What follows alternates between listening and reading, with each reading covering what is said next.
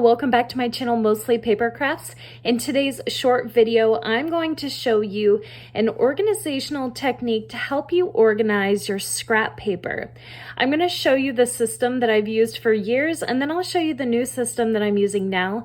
And I really hope that this will help you not only get your scraps organized, but also be able to store them in a way that you'll actually be able to use them. What I'm showing you here is my old system of organization. This is a 13 by 13 tray. I actually have two of these. They were totally full of paper scraps. Now, every once in a while, I would go through the scraps and try to organize them by shape and size, but I can look through here and I'm just filled with nostalgia and memories because I'm like, oh, I remember what I used this paper for. Oh, yep, I remember what project that was. Oh yeah, I definitely remember that scrapbooking layout or the card that I made with this. And I'm filled with all these memories of when I used the rest of the paper that these scraps came from. But this is not a good system for organization. I can't tell you how many times papers have spilled out onto the floor, or when the stack gets too high, they don't stay in the box, and it's hard to find what you're looking for. Some of us like to rummage through and scavenge, but this is not a great system for organizing scraps. Obviously, I haven't gotten all of my scraps into my new system because I just showed you a box that was full of them, but this is where I keep my paper scraps now. This is in the top left of my desk, and I'm going to show you each of these boxes. I'm a strong believer that an organized craft room is easier to use, but also I don't want to spend more money and time on organization than I do on actual crafting. So this pink tray is from the Dollar Tree. The wooden inserts in here are also from the Dollar Tree, and I actually did not buy them for this specific purpose. When I was trying to figure out how to store my paper scraps, I just went through all of the containers that I already had. So I actually didn't spend any money when it came to organizing my scraps. I chose some sizes that work well for me and my project. So all of these pieces here are 4 1/4 inch wide, and these back here are 5 1/2 inches. So standard card base, one pile for each of those dimensions. These are 2 1/2 inches. Does anyone remember these little Sizzix pads? They made these for the Sizzix Sizzlets for when you run them through your Sidekick, so they'd be the perfect size. And a lot of these are actually adhesive. I doubt they're still adhesive, but I still have some of those hanging around from about 10 years ago. This is my second container. This is another tray from the Dollar Tree. This is a cardboard box that I had. And these papers are 5 inches wide, and these in the back are 6 inches wide. Over here in this shorter one, these are 3 inches. And you can see I didn't cut them all to uniform heights, but I have them organized by heights. You certainly could cut them uniform heights and widths and get nice rectangles in there, but I did choose not to do that.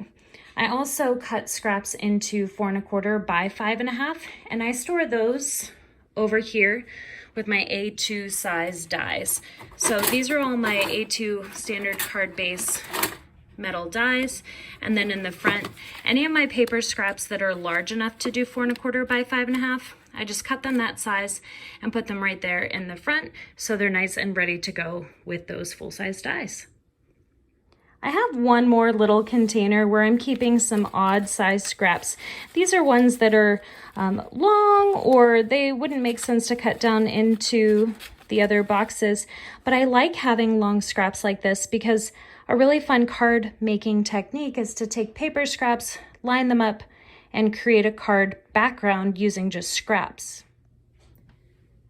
I wanted to show you a couple of samples that I made for card backgrounds that just use paper scraps. So all of these strips that you see here in the background were scraps.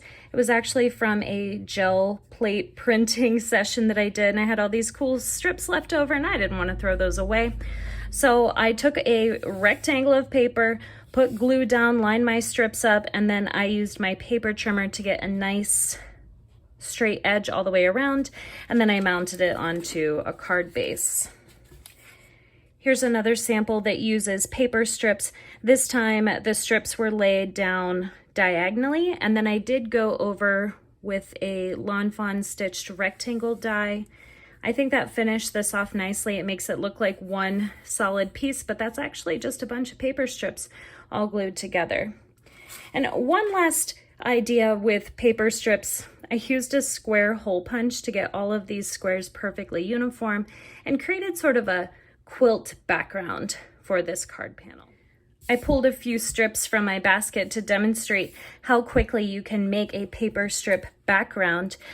If I was going to use this piece as my actual card, I would want to make sure that I was going to completely cover it with the strips because I wouldn't want to put any extra adhesive. But the first thing I would do is cover my base here and decide what order I want my strips in. Now, no judgment here. I just pulled some random pieces out of my basket for a quick demo. I wouldn't be sending this off to anyone. Looks a little crazy. That's okay. Okay, so I could just decide how I wanted my pieces laid down, scoot them off to the side, then cover my panel with adhesive, lay them all down, and then once they're glued, you would just flip the base over and trim with your scissors, or you could put it through your paper cutter. Now, you could also add adhesive to the back of each strip and then just lay them down how you want them. This would be really effective if you just wanted to cover part of your page with paper strips. But it's totally up to you. You have so many options. You could even do thin strips and weave them. So very quick and easy to weave thin paper strips, and then you would just glue them all down at the end. Again, please don't judge my design choice here. I just pulled some random strips from my basket to demonstrate the techniques for you. So that's how quick and easy we can do a little basket weave, and I would pick colors that complemented each other better, but a great use for paper scraps. So even though I really like having these baskets that have uniform sizes in them, I also like having a basket with thin strips so that I can do background techniques. Getting my paper scraps organized has been a huge time saver for me, and I use so many more scraps. Instead of just adding to the scrap pile constantly, I'm actually working my way through them. Every single project that I've completed in the last couple of months, I always reach for those trays. I always flip through the stacks and I find exactly what I need.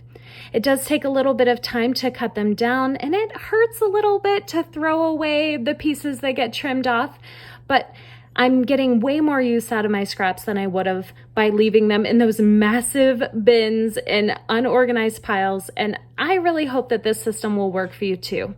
Remember, it's totally customizable. You get to pick what size papers you're going to cut them down to and which trays you're going to use. And I'm not telling you how much money you need to spend on certain boxes and trays. Just use whatever you have or whatever works for you, and use those scraps. Use your stash. That's what I'm here to do. Use my stash and inspire you to use yours too. I'll be back with another craft room organizational tip soon. Until next time, go make something beautiful.